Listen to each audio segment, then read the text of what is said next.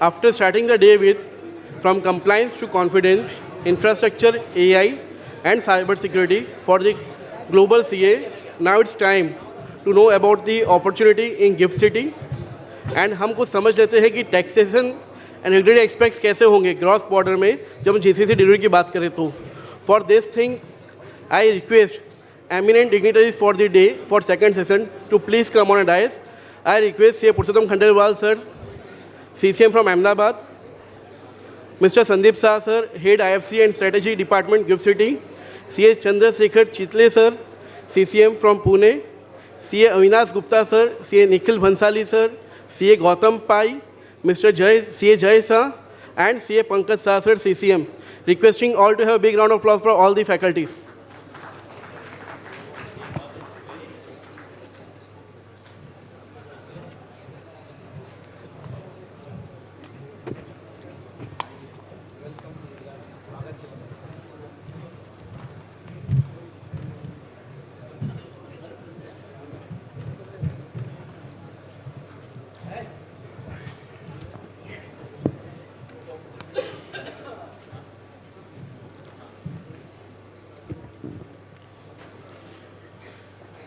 When we are talking about taxation, regulatory aspects, and even opportunities in GIFT City, we should have opening remarks with none else but the CCM from our own Ahmedabad, say Purushottamlal Khandelwal sir.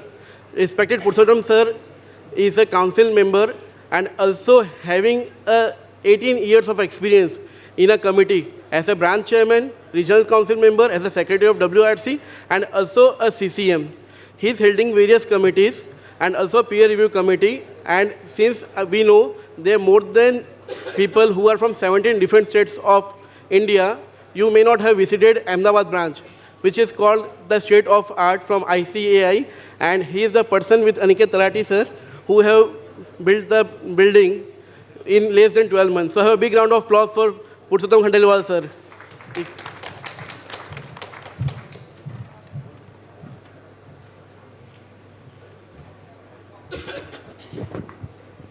Good morning. क्या अहमदाबाद वाले branch वाला एक तो नाश्ता वास्ता कराया नहीं लगता. Good morning. पूरे देश से लोग इधर आए हैं सीखने के लिए और हमारे अंदर ही एनर्जी नहीं है. वो बोले एनर्जी नहीं है तो सीखेंगे कैसे. Respected central council member CV Chitale sir from Pune, who came today morning to address all of you, my dear friends and a man of taxation, young and dynamic guys, Pankaj Shah, who came from Trivandrum to Ahmedabad. कोई Kuwait से आ रहा है, कोई पुणे से आ रहा है, कोई त्रिवेंद्रम से आ रहा है, कोई दिल्ली से आ रहा है. All the panelists, Sandip Shah, who is from the GIFT itself, Jay Bhai, Gautam Bhai, Avinash Bhai, Samir Chaudhary ji, Akhil Bhai, off the dais, my council colleague, eminent panelist, friends. Yesterday, we learned a lot about the GCC, opportunity in GCC, but today, we learn about what is opportunity in GIFT. Because Sandip sir is here, there is two different. GIFT is a different, IFSC is different. Sir Sandeep भाई मैं आपको बोलूँगा कि उसको थोड़ा अच्छे से करके बताना कि अभी गिफ्ट बोलते हैं और IFSC भी आ जाता है उसके अंदर. तो गिफ्ट क्या है, क्या अपॉर्चुनिटी है, कैसे बना, वो संदीप भाई बताएंगे. और जो टैक्स एस्पेक्ट है कि taxation regulatory aspect in cross border GCC delivery will be delivered by the eminent panelist, moderated by our senior central council member, CV Chitale sir. Friends, ये गिफ्ट कैसे बना. मैंने कल भी आपको बोला था कि gift is a gift of Narendra Modi to this country. Friends, once Modi ji was visited to Singapore, they met the delegation of Singapore, those who are from the India, और उन्होंने पूछा कि आप इंडिया से है लेकिन इधर क्यों बिजनेस कर रहे हो. ऐसी कौन सी चीज है जो हम नहीं दे पा रहे. जैसे वर्ल्ड में हांगकांग, सिंगापुर, लंदन, न्यूयॉर्क, ये सब जो है फाइनेंशियली हब है. भारत के लोग वहां जाके बिजनेस कर रहे हैं, दूसरों को रेवेन्यू जनरेट करके दे रहे हैं, हम नेशन बिल्डिंग में क्या कंट्रीब्यूशन कर सकते हैं। उन्होंने एक डीप स्टडी किया और बताया कि ऐसी कौन सी चीज है और हम उनको देने से लोग यहां अट्रैक्ट होंगे। गिफ्ट सब तभी से चालू हुआ संदीप भाई। गिफ्ट अपने आप में एक विदेश है। गिफ्ट में भारत के बहुत सारे कानून लागू ही नहीं होते। अगर बोलते हैं ना कि विदेश जाके हम स्टडी करके आएंगे, तो विदेश तो जाना होगा जब आएंगे, एक बार आप गिफ्ट आके स्टडी कर लो तो आपको गिफ्ट में विदेश के दर्शन हो जाएंगे। सो फ्रेंड्स, मैं आप सबको मतलब दिल से वेलकम करता कि आप यहाँ आए और जानने की जिज्ञासा है। सर 500 लोग आए पूरे भारत के 17 राज्यों से, जो गिफ्ट के बारे में जानना चाहते थे, जीसीसी के बारे में जानना चाहते थे। कल भी हमने बोला कि यहाँ में से अगर एक भी व्यक्ति सक्सेस हुआ या इसने किसी ने क्लाइंट को बता दिया कि जीसीसी या तो खुद इंडस्ट्रियलिस्ट बनो या जो इंडस्ट्रियलिस्ट में है उनको सपोर्ट करके आगे लेके आओ। हम क्या करते हैं, किसी व्यापारी को इंडस्ट्रियलिस्ट बनाने का काम ही तो हमारा है। हम किसी, कल गुजरात गवर्नमेंट ने जीसीसी पॉलिसी हमको बताई, बहुत सारी फैसिलिटी है जो हमको कभी मालूम ही नहीं था। तो वो अगर आप उनको एक दो को भी बता पाए तो हमारा यहाँ आना सक्सेस है। So I will not take much of time. Once again I welcome all in this GCC conference. Thank you so much.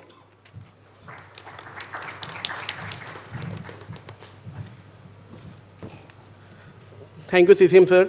Now it's time to hear from the authority of Gift City.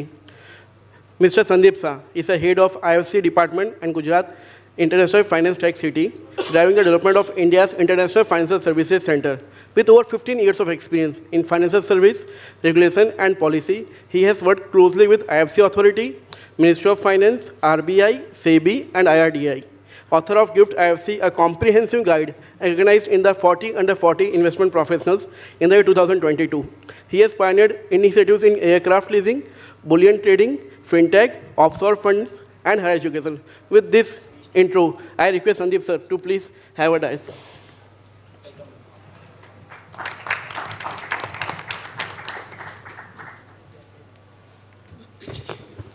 Good morning, everyone. Thank you for giving me this opportunity to present Gift City.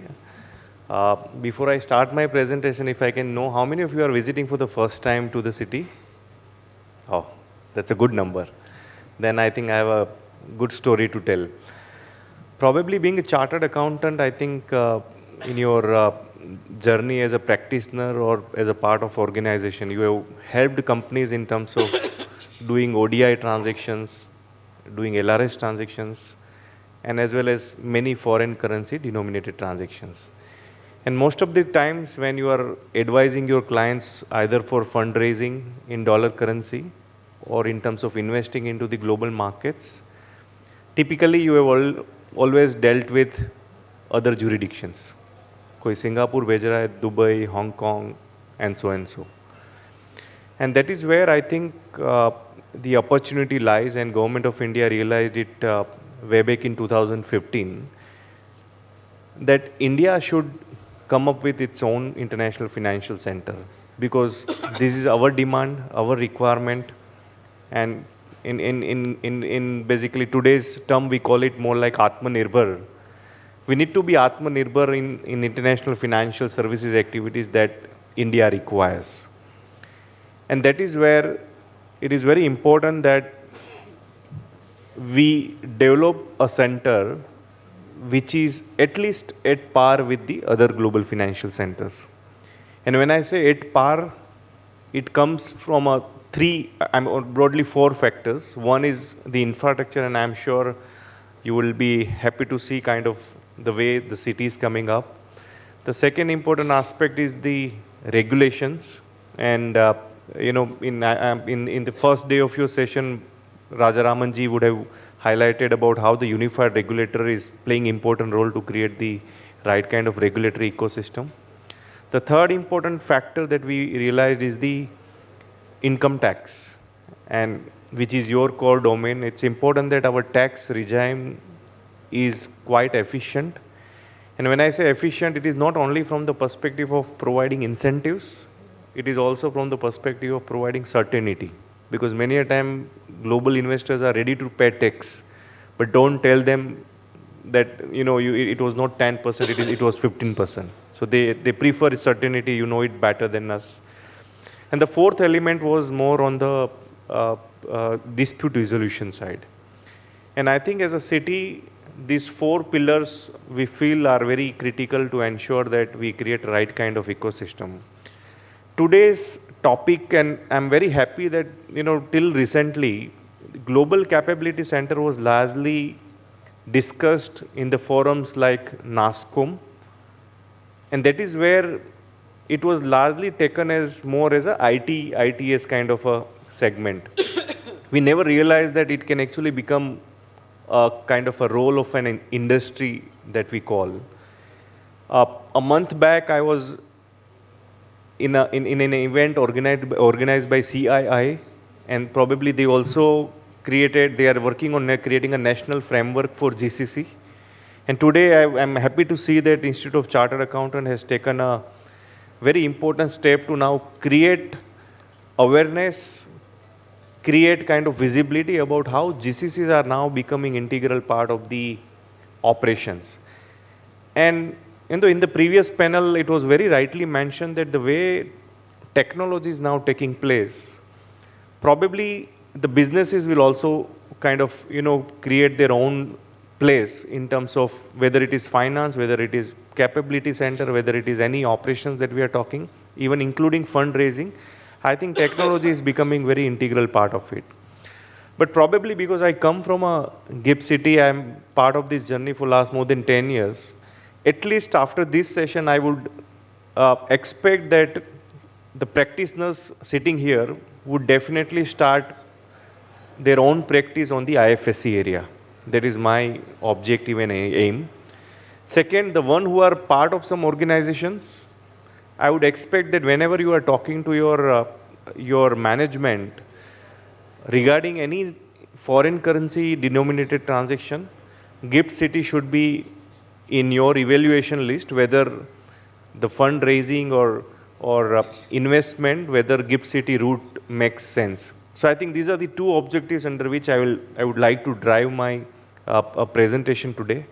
While I have few slides, maybe we'll quickly run, but I'll keep it more interactive so that I'm able to kind of give you a broader picture of how the city is coming up. I think GCC story, I'll not go into the details because the experts would have highlighted the importance of GCC in the country, more than 1,700, and probably India is already a global leader.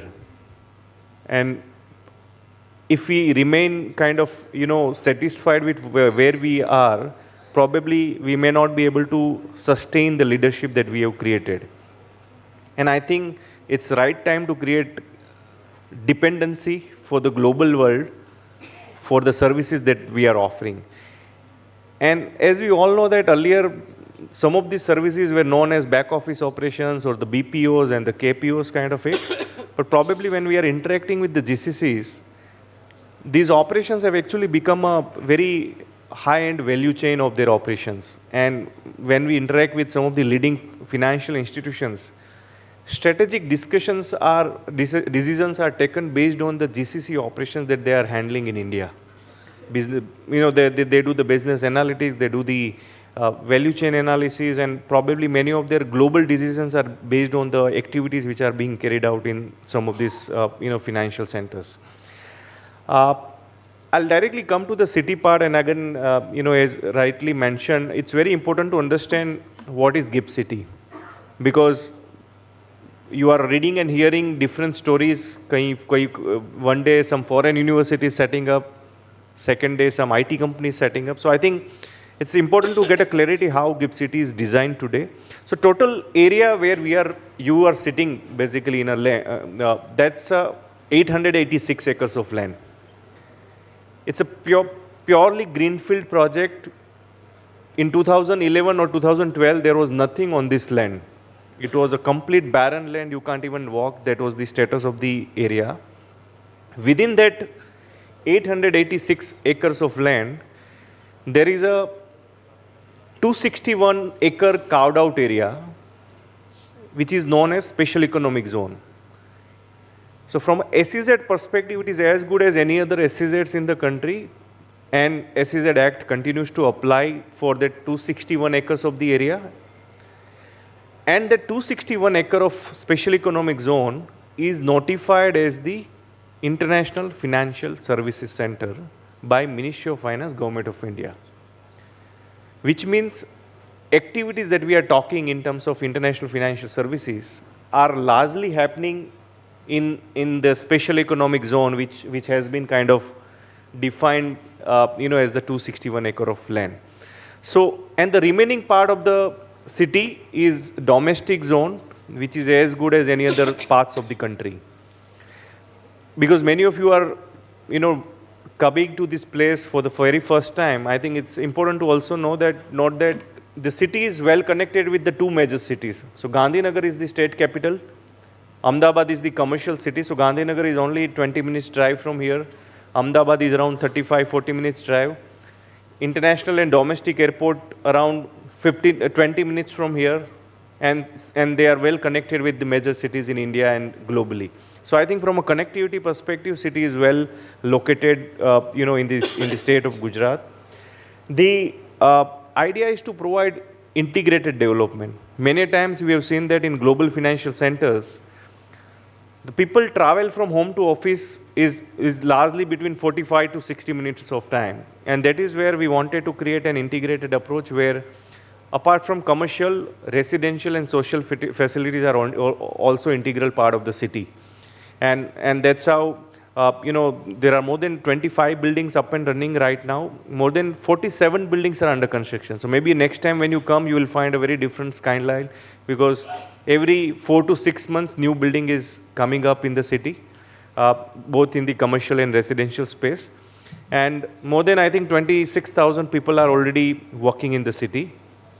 The unique part of the city is also the infrastructure facilities. I think if you've not visited some of these facilities, I think you should take out time and look at the facility.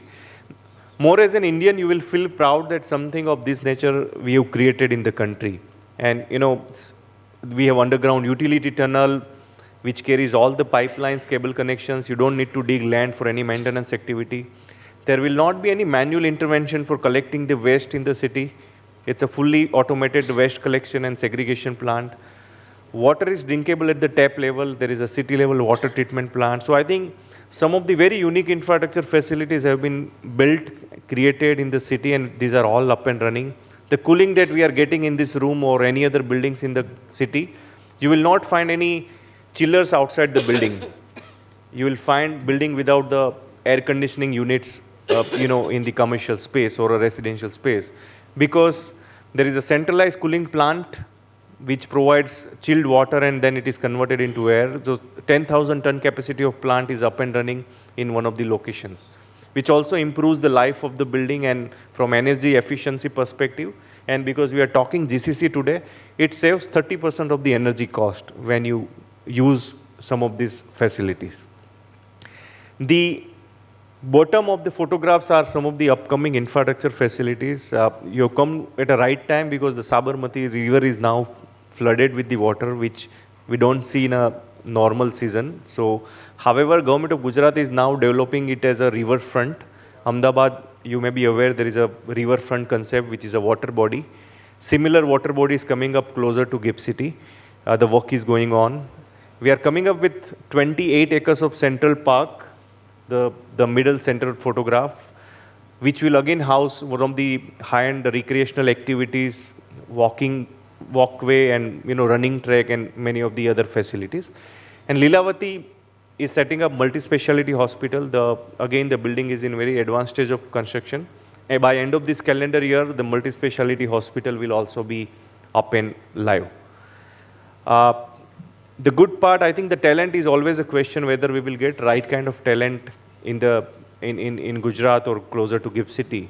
So I'm not sure how many of you are aware, but within the 3 kilometers from Gift City, there is a knowledge corridor which houses very well-known academic institutes and universities. And like IIT-Gandhinagar is only 3 kilometers from here. National Institute of Design, National Institute of Fashion Technology, Gujarat National Law University, National Forensic Science University. These are already available, in the vicinity of GIFT City, which ensures that the right kind of talent would be available in the finance or a tech background or in the, law background from these institutes. And again, I think very important aspect, for the first time in the country, 100% campus of a foreign university is established in GIFT City. Now, typically when you say while the foreign universities have earlier done joint ventures or tie-ups, but there has never been a 100% campus of any foreign university. Two Australian universities have already commenced their campus. So if your family and friends are looking to actually undergo master's program or even undergraduate program, they will offer the same foreign degree which they are offering in their home country. Even the certificate or the degree will not mention that it's a GIFT City campus. It will be a Deakin University, Australia degree. It will be a University of Wollongong, Australia degree. No difference, the same curriculum, same module, same mechanism in terms of the delivery of programs. And that is again, I think we have been sending close to 1 million students every year abroad, which typically means we are importing education services. Not only fees that we are paying in dollar, but also when student goes abroad, they spend a lot of money when they are staying there, right? That is where I think this will play a very important role, not only from a talent supply perspective, but I think in terms of, bringing back our foreign currency to the country. And this 2 UK universities are again coming up from January 26. The good part is they are all among the QS 500 ranked university. And that is the quality criteria we have ensured, and these are all among the 200, 250 ranked universities which have obtained the license, and many more such foreign universities are coming up. Another interesting project which we are right now working is on the International FinTech Institute and Innovation Hub. This is being developed jointly with Asian Development Bank. This, while again from a GCC perspective, it's very important because in evolving tech world, the requirements of the jobs are changing very fast. And it's important that a chartered accountant or an MBA who has done some financing part of the job, if we want them to kind of train in some of the additional areas, this institute will run very customized training programs, which has already started in collaboration with IIT Gandhinagar, UC San Diego from US, and the Ahmedabad University. This institute is up and live right now from one of the campus.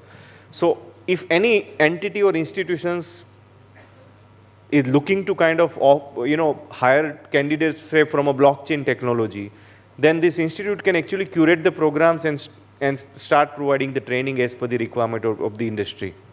It's a non-profit initiative by GIFT City, and we have invested into the infrastructure. Eventually, this is the photograph of the building which will come up. The work is going on. So 30-story tower will come up, which will house all the fintech related activities, from training to research to house the startups as well. More than the plug and play from US, they are running the fintech accelerator basically already in GIFT City. So fintechs will also be kind of encouraged to become part of this ecosystem going forward. I think more from a space perspective, there are, as I told you, multiple commercial buildings are coming up. More than 1,000 residential apartments are already available today as we speak. So families and people have already started living in the city. And eventually more than 7,000 apartments will come up. An idea is to kind of provide walk-to-work concept where people can stay here, they can work here, they can kind of, on here. We also have a Jamnabai Nursery School from Mumbai, from nursery to grade 12. From last 8 years, they are operating here. More than 2,000 kids are already enrolled. So from a schooling and education perspective, that infrastructure is already available.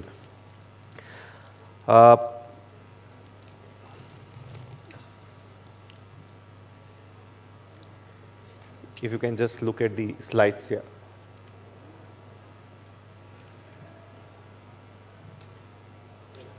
Yeah. So GCCs is very important segment that we are actually targeting from GIFT City. And GCC, when we talk, there are two types of institutions that we can talk of. One is the BFSI specific GCCs. They have been recognized under the Unified Regulatory IFSC authority, and they can get the license from IFSC authority and operate under the IFSC zone. The advantage for the banking or a financial services GCC would be they will get the 10 years of income tax holiday. Under the Section 80 LA of the Income Tax Act, financial services GCC will get the income tax benefit. They will be licensed by the IFSC authority, and they can operate from that special economic zone which I mentioned, 261 acre. The remaining part, which is domestic zone, can also house non-BFSI GCCs. So if you are working and talking to engineering GCC or a pharma GCC, they can also operate in the domestic zone of GIFT City. Now the advantage for such GCC would be the Government of Gujarat GCC incentive policy, which is again very interesting, where they are actually reimbursing capital expenditure, operating expenditure. They are reimbursing the provident fund of the employees, 100% for the female employees, 75% for the male employees. There is an electricity duty subsidy. So these benefits are very important and significant to kind of reduce their operating cost. And that is where I think even the non-BFSI GCCs can also look at setting up the operations in the domestic zone of GIFT City. If we talk today who all are present in the GIFT City, I think in the companies like Capgemini, Accenture, Infineon is a chip designing company. They have set up more than 600 people operation. Technip, again, they are running a technology operations with more than 700 people. IBM is operating with more than 600 people operations. So see, these large institutions have already come in, and they are operating today in the city. We've also done bit comparison of the cost in terms of how GIFT City is positioned today in terms of the other major cities in the country, more from a cost perspective. We'll share a copy of presentation so that you can get more insight of what is the value proposition for GIFT City. I think the important point here to note is about the ecosystem that GIFT City offers. Probably you will not find a place where where the international stock exchange, the capital market ecosystem, the banking, insurance, fintech firms, regulator, entire financial services ecosystem is actually operating from one location. And that's the advantage that generally the global firms would get. Another important aspect that global firms look at is the sustainability or a green angle. Probably it's mandatory for all the commercial buildings in GIFT City to get the green certification. And that is one of the tick mark that global companies would like to have. The entire city has also received green certification basically today as we speak. Some names of the key institutions which are already present in the GIFT City, some of the global banks, global fund managers, leading technology firms, companies like Wipro, Infosys, Cognizant, they have also set up their operations of more than 500 to 600 people. Leading Big Four, they have also set up not only their advisory consultancy arm, but also the FPI related services have also been set up by some of these leading firms. As chartered accountant, you also have an opportunity to set up operations in GIFT City as an ancillary services firm. This is, I'm not sure how many of you are aware, but under the ancillary services framework, advisory, consultancy, taxation, legal services are also permitted. So if your invoice dollar-denominated businesses are significant enough, you will be able to actually set up your own office and provide services to the global clients as well as the clients based in GIFT City for their financial services requirements. Second business which you can look at is the bookkeeping, accounting and taxation and financial crime compliance, what we call is BATF. IFSC authority has again come up with the regulations where global accounting services can also be offered from the zone, from GIFT City, and you can enjoy the 10 years of income tax holiday. So BATF is something which you can look at if you are providing accounting services to Australia, US, UK. Those services have been permitted to be offered from the GIFT City. So I think with this background, probably, for the practitioners, I think which is beyond GCC, as I told you, the banks in GIFT City are offering foreign currency loans. They are providing trade finance related services to the MSMEs in India. The listing of foreign currency bonds are possible through the stock exchanges in GIFT City. So I think these are some of the services which you can talk to your MSMEs clients in India, where if they are looking for a foreign currency fundraising, GIFT City can be the right options for them.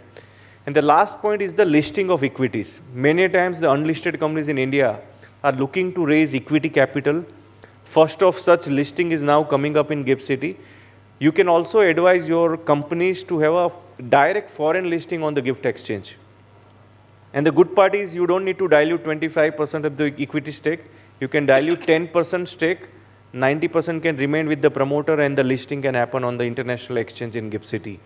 So such listing can also be encouraged to the Indian unlisted companies. Yeah. So what is the, like in the GIFT City, what do you all emphasize on, like if say suppose a small and medium practitioner firm wants to have a, say a 500 square feet of space, so what is the cost which is involved in this setup? Sure. So there are two types of options. If you think that you want to start small, then you can actually operate under the co-working space. So there are 4-seaters, 6-seaters, 8-seaters available, where you don't need to invest into the interior or the infrastructure part of it. They will provide you common meeting rooms, common conferences, cafeterias, and they will give you the fully furnished office space. Additionally, if you think that you want to start in a very large scale, so you may also operate under a 2,000 or a 3,000 square feet of space, where you do the interior work, and the private developers will provide the space. So I think both the options are available under which one can start. Largely, smaller CA firms may like to start with a co-working space so that eventually they can understand the business and expand within the zone. That's where I think the city has so many components, and that's why I told you as a practitioner, it's important that you create a separate vertical so that the services that I mentioned can be captured very well, and then probably you can have your own practice in GIFT City.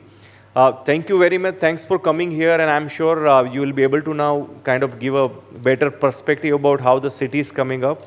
There are a few questions. Should we take it now, or it's later on, right? So I think because I understand there is a session lined up. We are already based in GIFT City. You will get our contact details in case you want to meet as a group or as individual. We'll be happy to take the discussion forward. So thank you very much, and thanks again for inviting me here. Thank you.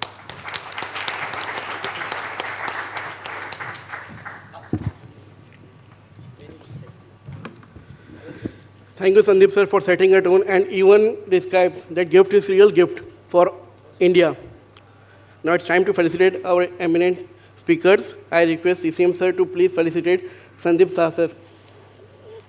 Have a big round of applause for Sandip sir.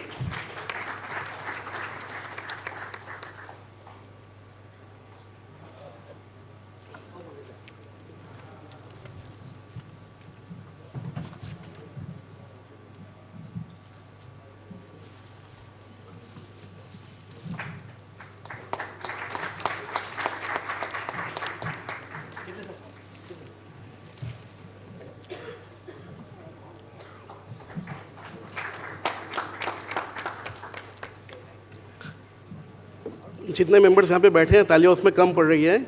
So if the authorities and all the panelists are coming here, and even the CCMs are coming here by sparing their time, so I request everyone to please have a big round of applause for that.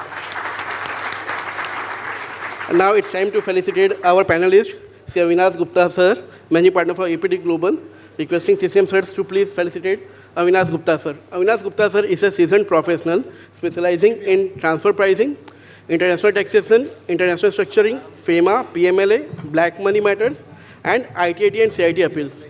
He leads Apt Global, a firm with a strong presence across India, headquartered in Delhi with 16 branches and international offices in 7 different countries, committed to delivering tailored and practical solutions.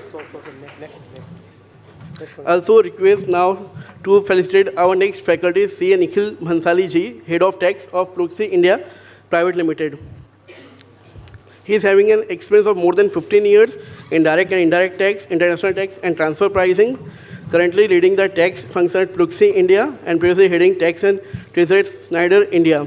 Enthusiast and heads-on in aligning tax function and evolving global frameworks. Have a big round of applause for Nikhil, sir. Now our next eminent panelist is Ms. C.A. Jaisa, a partner at IMARC Advisor. He has over 14 years of experience advising clients in tax and regulatory domain, and he's a partner in IMARC Advisors.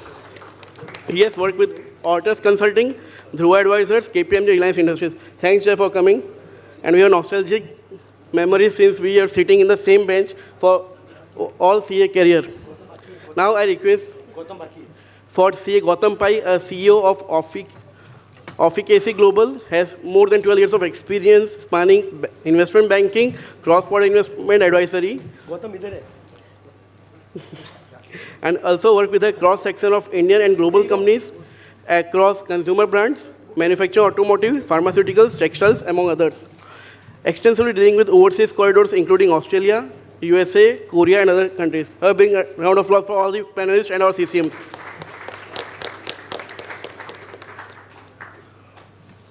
Now requesting respected CCM Chitale sir to please have a panel discussion. Thank you. नमस्कार. वैसे GCC Gujarat को और अहमदाबाद को बिल्कुल ही नया नहीं है, इसका मुझे एहसास था. मगर जब मैं एयरपोर्ट पे लैंड किया सवेरे तो वो एहसास यकीन में बदल गया, क्योंकि मैं एक आदमी से मिला और उसको बोला सर आपका परिचय करवा दो. तो बोला कि वैसे मैं 8-10 व्यापारियों का अकाउंट राइटिंग करता हूँ, कभी पैसा लगा किसको तो यहाँ से वहाँ से उसको दे देता हूँ. मेरा लड़का सीए है, तो मैं बताता हूँ कि मैं अकाउंट राइटिंग करने वाला आदमी हूँ, मगर मेरा लड़का सीए है. उसको अगर कोई पूछता है आपके पिताजी कौन है, तो बोलते हैं कि वो अकाउंट्स और फाइनेंस जीसीसी के प्रमोटर और डायरेक्टर है.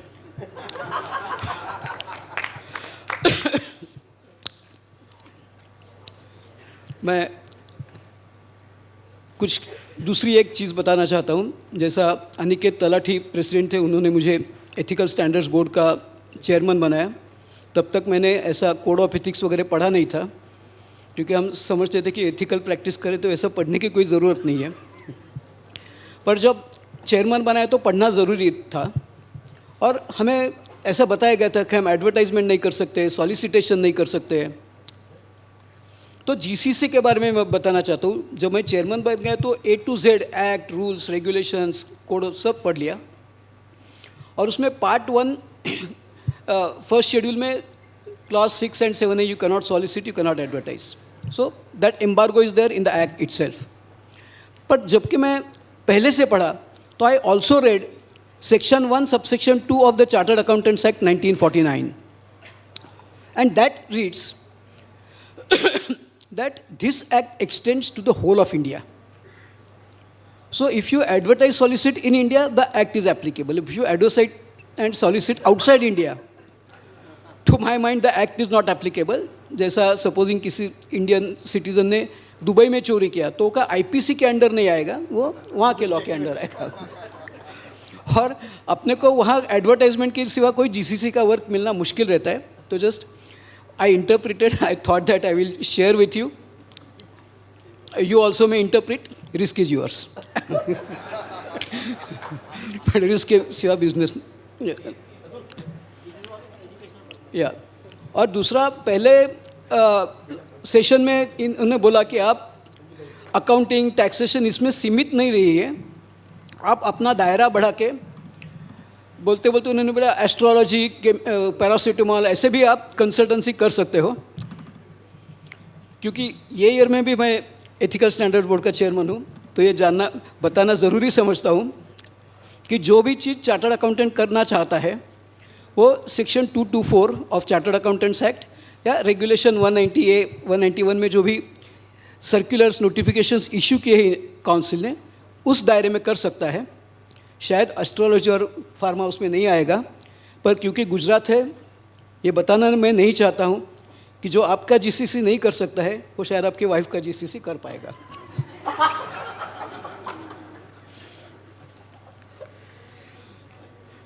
अभी अपने साथ moving to this taxation more seriously which is the session, और अपने साथ अविनाश गुप्ता जी है. He has constituted a successful GCC, और जब भी ये गल्फ कंट्रीज़ में नहीं रहते तब इंडिया में भी रहते हैं. तो उनको हम ये पूछ लेंगे कि what are the key considerations in setting up GCC in India and how to set up GCC in India. आप खुले दिल से कोई भी बात बता देते हैं, आप कंपटीशन की परवाह नहीं करते हैं, तो इसलिए आपका जो भी रहस्य है आपके सक्सेसफुल जीसीसी का लोग जानना चाहेंगे. Thank you, Chitale sir. So sir, whenever we are trying, we heard a lot of speakers, but I like one speaker yesterday who talked about 5 tips, and I'm very happy that out of the 5 key things he said, tax is one thing which is very important. So Pandya sir is here.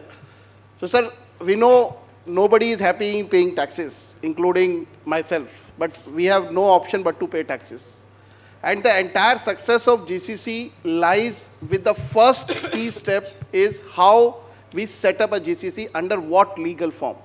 So I have written an article also on this. I think it is there in the book published.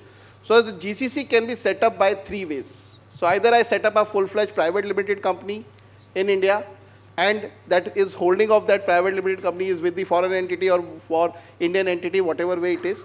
Or now the institute have allowed us to do an LLP. So LLP is another legal form where we can set up a GCC under the aegis of an limited liability partnership. And the third, which is a very common for many foreign companies, is to set up a GCC under a branch office. So these are the only 3 things. Now the first question which comes to me whenever a foreign company or any Indian company or Indian chartered accountant comes to me, that which form to adopt and why. So which form to adopt depends on from which country the person is coming.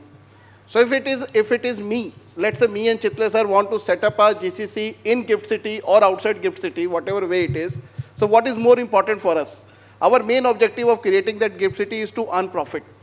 When we earn profit, I know that in case of a company, I may be liable to pay tax 25%, or I will take a tax holiday if I set up in a free zone like IFSC, etc.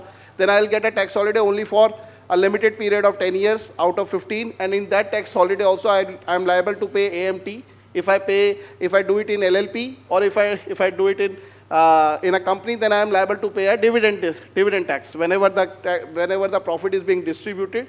So in case of a private limited company, I am liable to pay a 25% plus a dividend tax, which may go up to 39% if my income is more than 5 crores and all.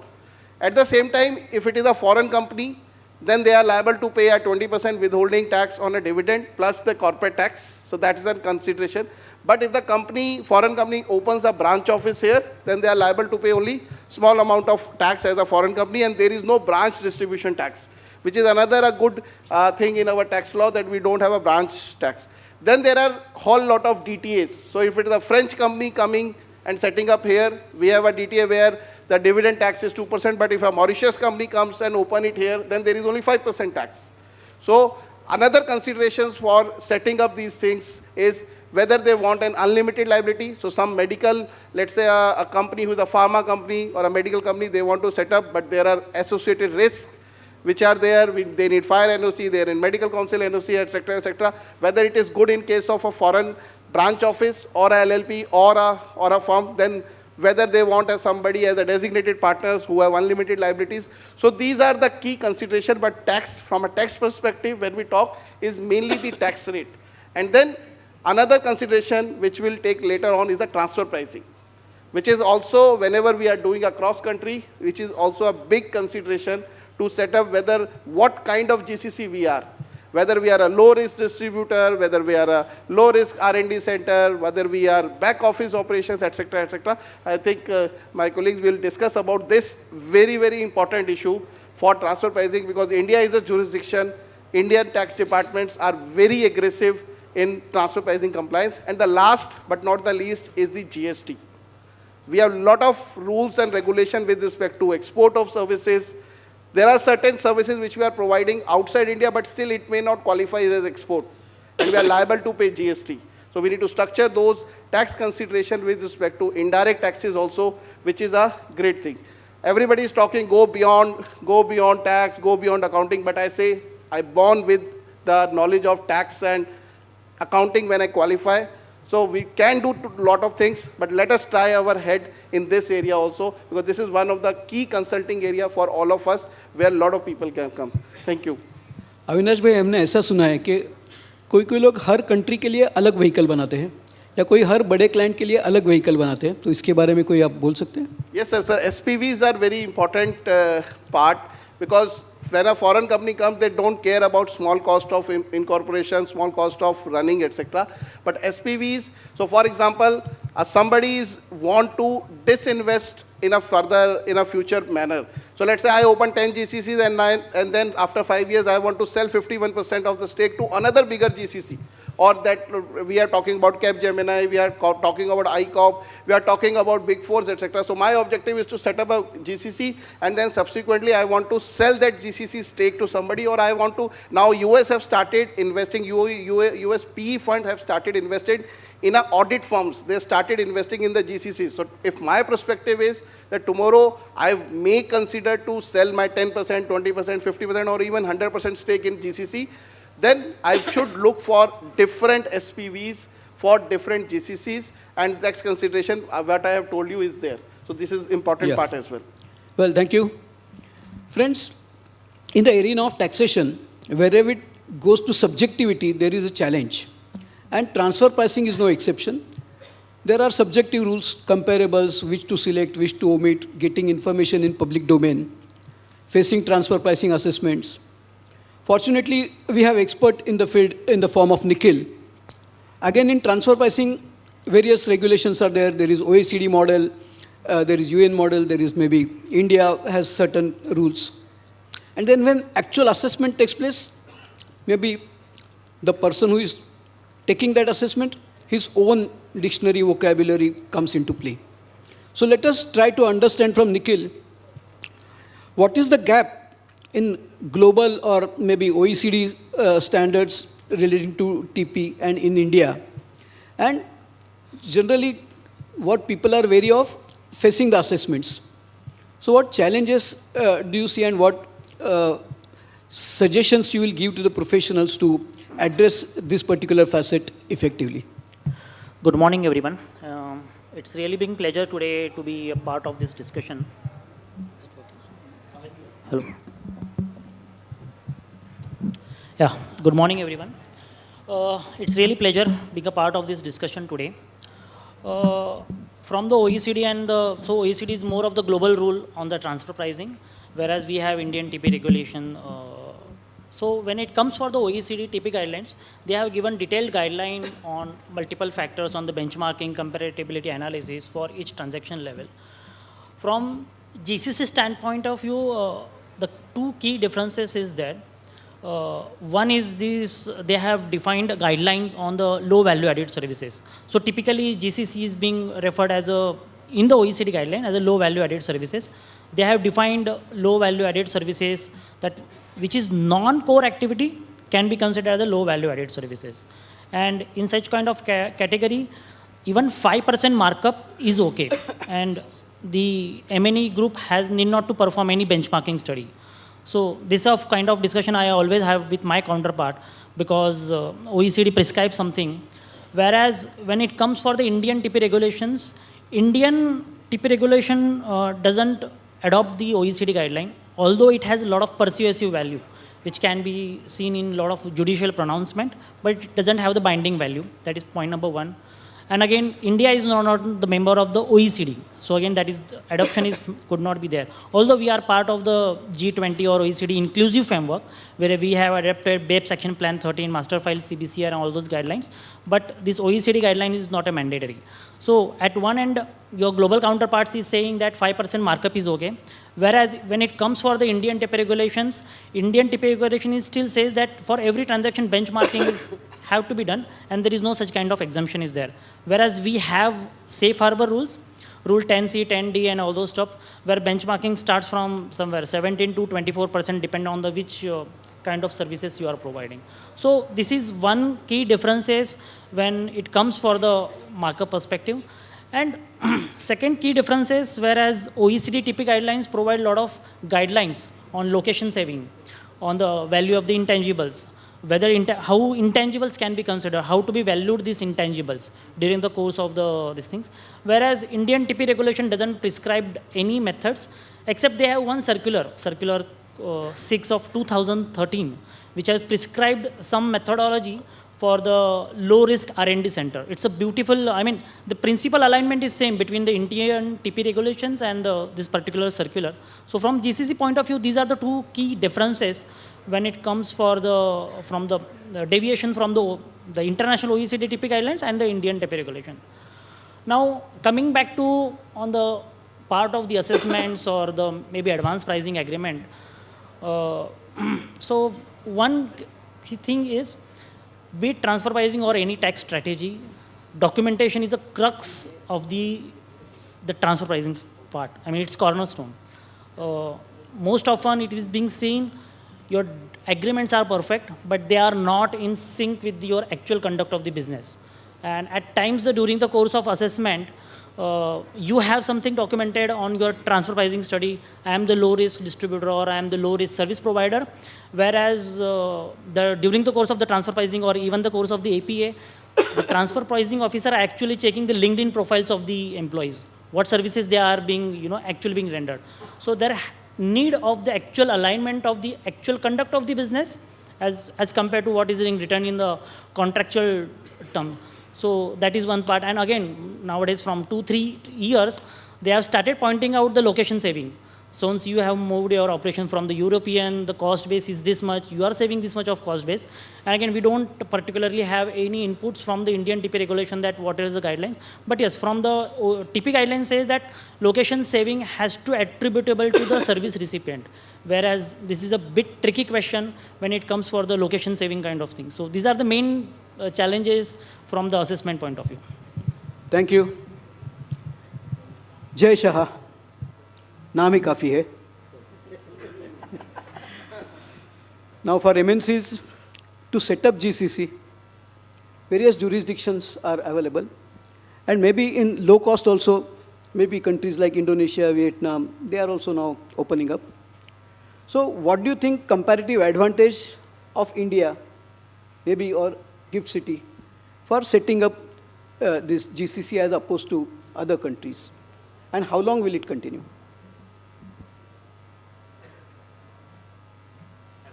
Good afternoon, everyone. So India definitely has a competitive advantage over other jurisdictions as far as setting up of GCC is concerned. In fact, just as per the numbers released yesterday, the GDP growth was reported at 7.8%.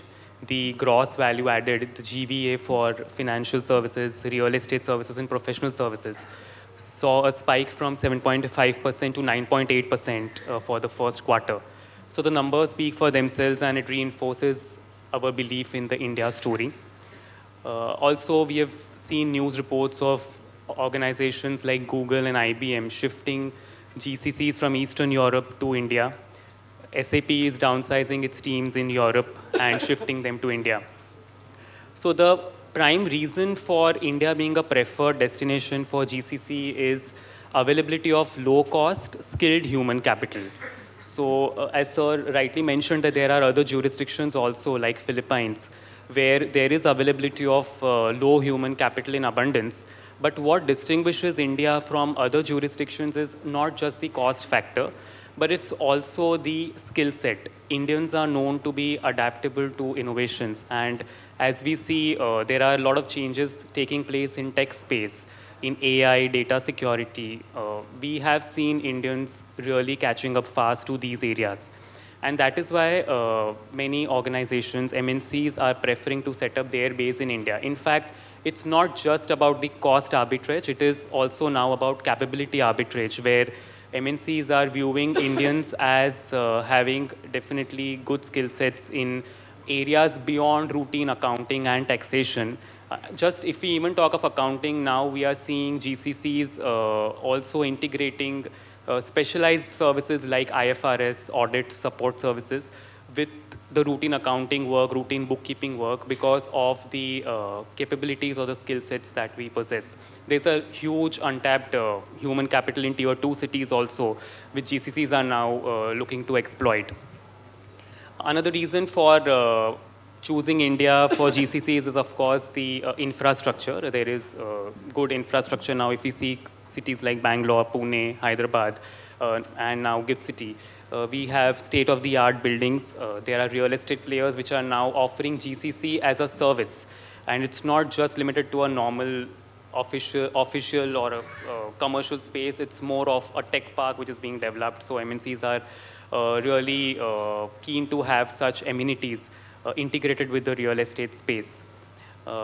This growth in GCCs is also now being catalyzed by IFSC because IFSC has now a dedicated framework for GCCs.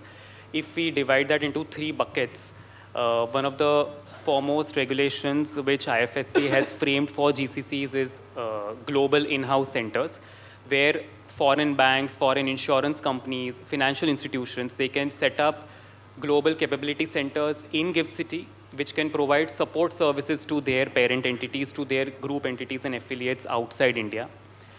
There is also another area available for professionals to set up such service centers in form of TechFin and ancillary services, which is the new framework that has been introduced by IFSCA, where there are multiple opportunities and services that can be provided from IFSC.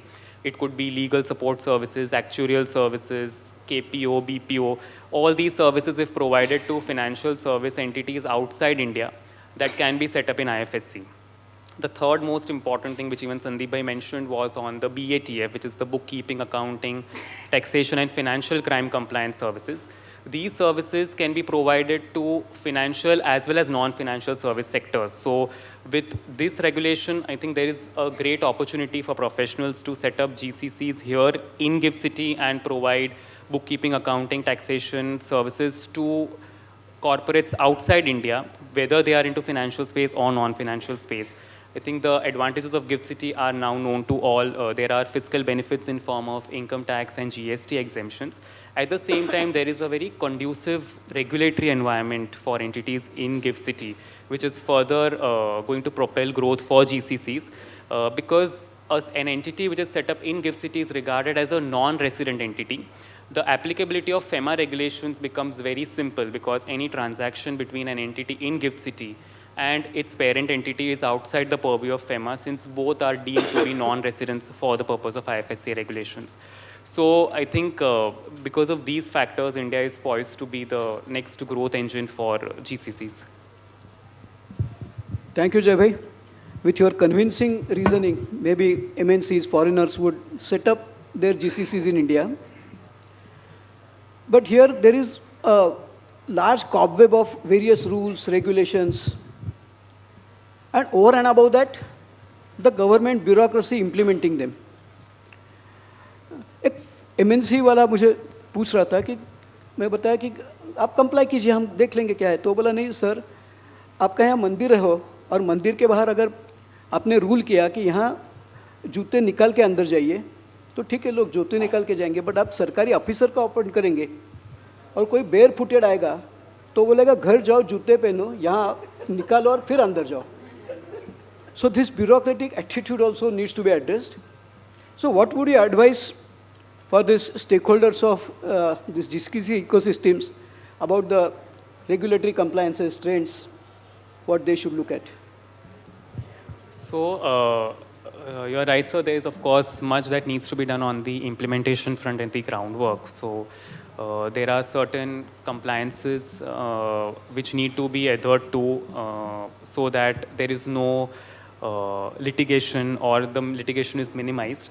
At the same time, as far as the regulatory trends are concerned, for GCCs, there are a wide number of regulations that are now coming up and which they need to catch up with.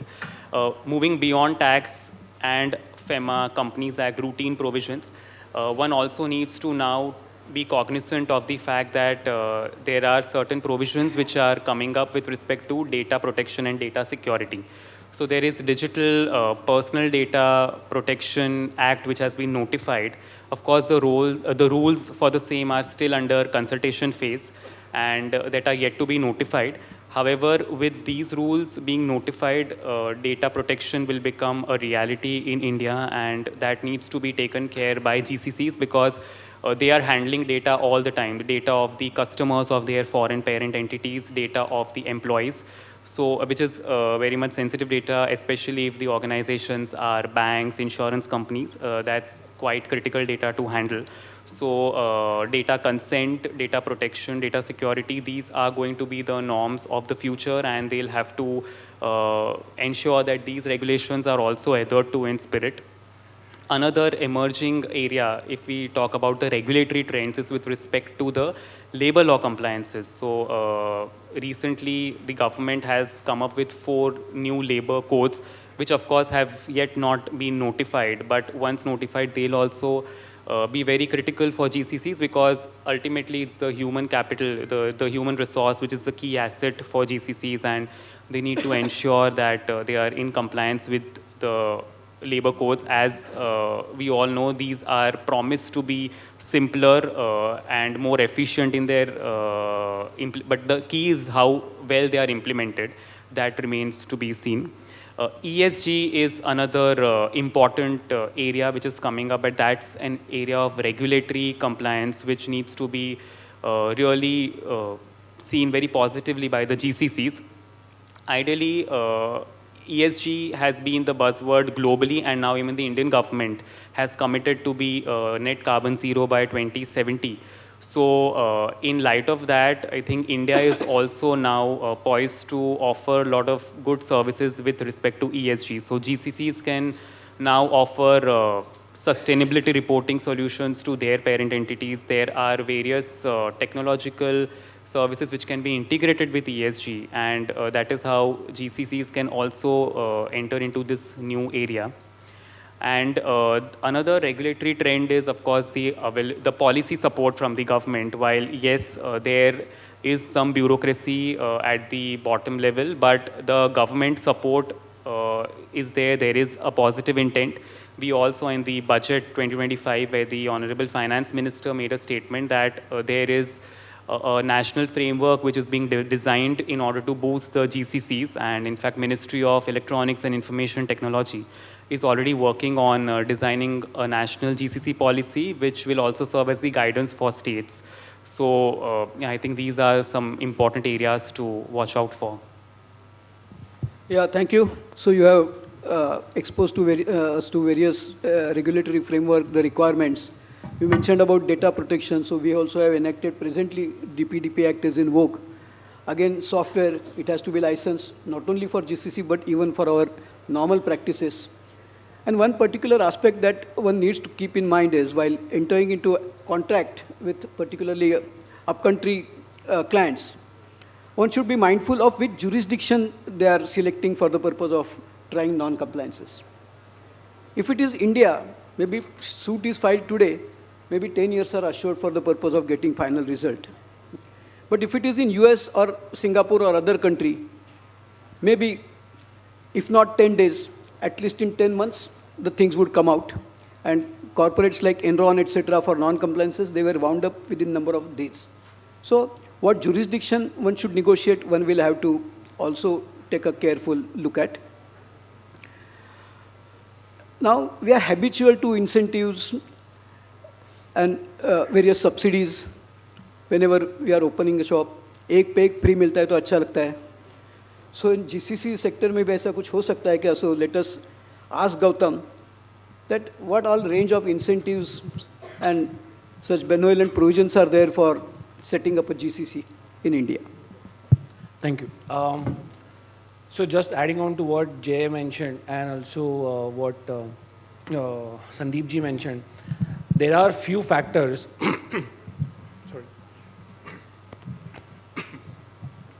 There are few factors which any corporates, CXOs of an organizations look at for deciding which jurisdiction to invest into, which country to invest into, and in fact, if you are in India, which state to get into, right?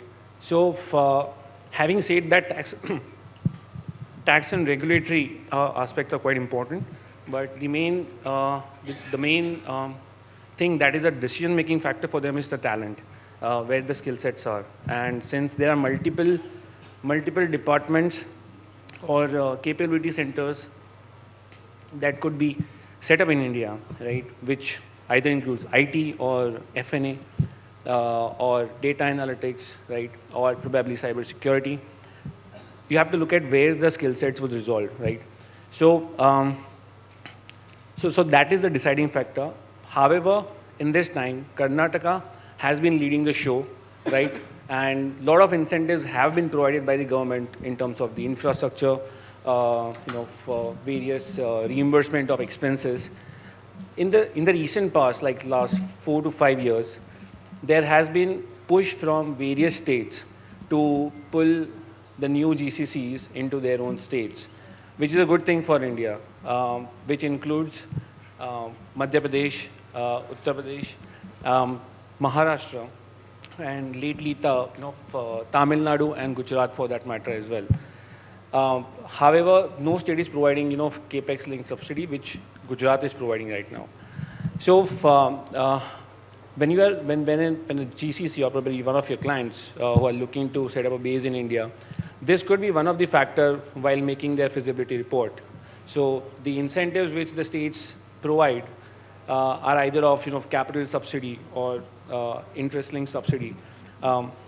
There are training incentives which are being provided by different states, the policy of which I mentioned. But lately, it is the talent which is important. So, for example, if you look at Gujarat, right, it is a myth that the talent is not available out here, and there's a lack of awareness in the southern part of the India that when we go to north or when we go to west, we won't fetch the talent, or probably we would not be able to attract talent out here. But if you come out here, right, if you look at Ahmedabad, or probably it's surrounded by states like Rajasthan, Madhya Pradesh, and Maharashtra, from where we pull a lot of talent with respect to FNA.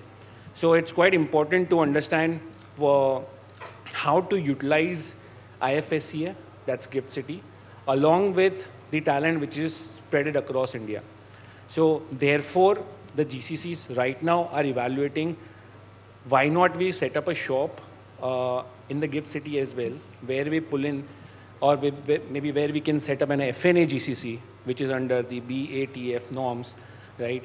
And parallelly have a GCCs for different processes, wherein we need tech employees, where we need skilled laborers with respect to IT in cities like Bangalore, Pune, or for that matter Chennai, right?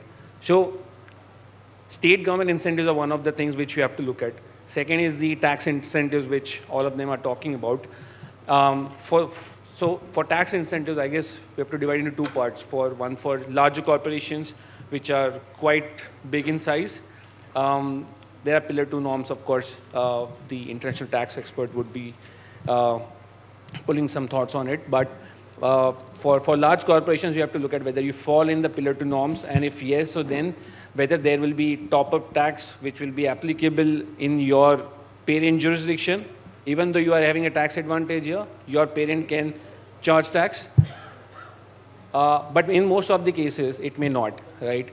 So so that 10 to 15%, right? So that 15% of advantage is quite clear when you evaluate when you make the project feasibility report. Second, with respect to the GST, right? So there is no GST applicable. So if you set up in SEZ or probably IFSC, you may not have to pay GST on export of service. At the same time, ITC has been taken care of, since you may not also be liable for GST on input. So one is the state-linked incentive, and second is like looking at the overall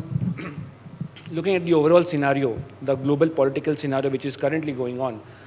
There has been a pushback for the manufacturing companies in India who are supplying to who are supplying to the US, right? And sorry, and we are in talks with few of the manufacturers, the global corporates, for example, Walmart, H&M, you take Costco, right? They procure goods from India, they procure goods from China, right? However, they have been taking a hit. So if there is an additional penalty of 25% for those set of manufacturing companies in the US, the consumers is going to bear it. However, some hit will also be coming to the US companies and some hit will be coming to the Indian companies. So they are trying to, and they will be looking at, so they'll be looking at to push back a lot of workforce to India, because that will do nothing but hit the P&L, right? So there are a lot of opportunities also with respect to incentivizing the GCCs, which the state government is definitely pushing, but the central government is also thinking on those lines, and maybe in some few months you may also hear India GCC policy, which may be in place. Yeah. Well, thank you. लोगों को एक बार tax पे करने में दिक्कत होती है. So if they are exposed to double tax in one country, in another country, there may be double jeopardy. As Gautam said, that maybe number of workforce is being pushed to India because of wage arbitrage. And if that particular GCC is considered as a permanent establishment of the MNC, maybe they would be exposed to proportionate tax on their Indian incomes as well out of global earnings. So while setting up GCC, what is the risk that that GCC is being treated as a PE and consequentially you suffer greater taxation? Avinash. Yeah, thank you. I think this is the biggest risk what anybody, any foreign company will face, because India is very, very aggressive in establishing any subsidiaries in India to be a permanent establishment of the foreign company. And after signing of MLI by India, gone are the days when we say that contract is being signed outside India, hence it is not regarded as PE. Now we have a term called principal role. So whenever we are setting up a GCC for a foreign company, if it is a branch office, then it itself is regarded as a permanent establishment, no doubt about it. Then the apportionment rule come about the transfer pricing, how we apportion the relevant profit related to a PE. But for the other, if we go for an LLP route or we are going for a private limited company route, so that PE risk is the biggest risk, whereby we have to understand and structure the transaction with adequate support between the companies. So the Indian GCC and the foreign parties, whosoever, whether it is one company or more than one company, the agreement should be properly structured in such a manner that it will not expose to a PE risk. The best way of structuring is to understand the agency PE. Because in most of the GCC, in most of the cases which are there in the courts, and we have a lot of ITAT judgments in this favor, is the agency.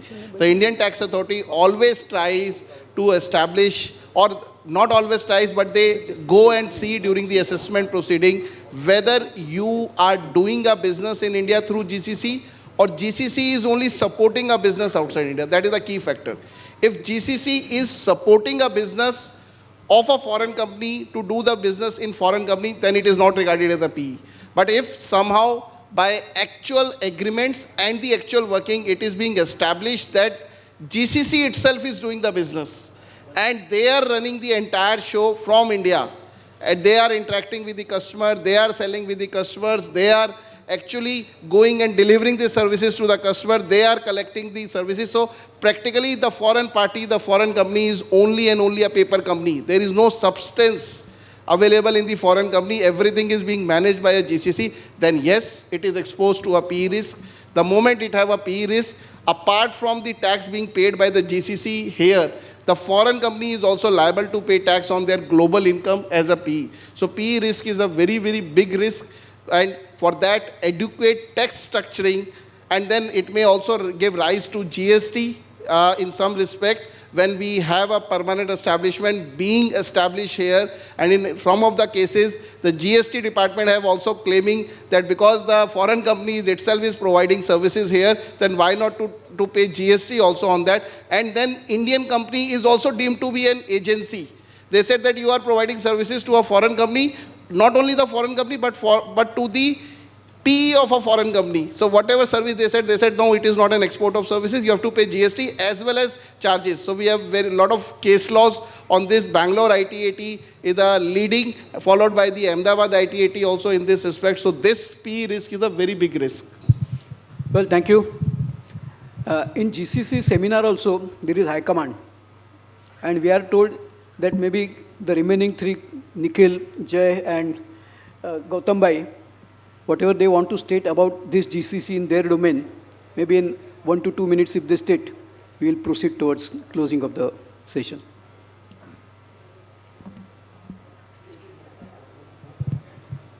So one from the markup point of view, dealing with your counterparts, if this is a low risk service provider, the 12 to 18% markup is quite reasonable. Assuming there are no intangibles are created, and intangible is not the definition of your accounting or any accounting standards. One has to look at what actually intangibles are created from that perspective. One has to give a perspective on that while having structuring of the GCC. Second, from the GST point of view, of course, it's considered the export of the services, but to avoid foreign exchange risk, you may evaluate to have the export in INR, where if your banking arrangement, if you are with the counterpart, if they have special rupee Vostro account, so even that export proceed can be received in INR, and that will be still considered as in compliance with the RBI, and you may still claim as this particular services as a export of services. CBIC circular is there. And third and most important factor is that whatever services being properly documented, you should be in a position, whatever contractual terms are there, the services are actually rendered in accordance with that. So sir has already pointed out the PE risk, which is most significant, where the tax officer calls the senior people of the organization, and during the course of the hearing, they actually pitch that what are the types of functions being performed. So there has to be sync in the actual conduct of the witness with the written contractual term. Thank you. Well, thank you, Jai Bhai. 1 to 2 minutes. Yeah, so just wanted to add, so with respect to the opportunities for, maybe the chartered accountants or the finance and accounting professions in, building solutions for GCCs, there are multiple processes which they follow in any kind of capability center, which includes your finance and accounting processes, PE-backed firms. Bloom is one of them who have invested in a lot of GCC solution-driven, startups. We should explore those set of companies and see to it that if you can make some product for GCCs, that could be, that could be an opportunity to get into the ocean. So while definitely GCCs generally appoint big fours and top tier 2 firms, for a chartered accountants who are in practice, a young chartered accountant who is looking out for new opportunities and how to make maybe take a piece of pie. There are a lot of products which you can build to automate the process for audit, tax, regulatory. But for that, I guess a lot of research needs to be done. Thank you. Well, thank you. Okay, so from whatever has been discussed about tax and regulatory provisions, one bottom line one can draw is, that is from the story of one Salim who used to sell caps, और उसका टोपी सब बंदर लोग लेके जाते हैं. अभी ज़माना सलीम का नहीं है, उसके पोते का ज़माना है, और वो भी जंगल से गुजरता है. सलीम बोलता है मत सोना, वो बंदर ये चुराते हैं और फिर नीचे डाला तो ले दे. सो ही गोज़, वो भी वहाँ सो जाता है, उसके भी कैप्स लोग बंदर लोग ले लेते हैं. सो अरे दादाजी ने ऐसा कैप नीचे फेंका था, उसने भी नीचे फेंका सब बंदर ने. तो वो देखता है और नीचे फेंकता है कैप डाल के. कोई भी बंदर नीचे कैप नहीं डालता है. फिर वो ऊपर देखता है सबका ध्यान है क्या, सब देख रहे थे, जोर से डालता है, फिर भी कुछ नहीं होता है. तो ऐसे कैसे हुआ. फिर एक बंदर बोलता है हमारे भी दादाजी हैं. So if you try any fancy things, try to understand that governments are also reactive. So please be mindful of the other side of the table as well. Thank you. Over to you, Pankaj.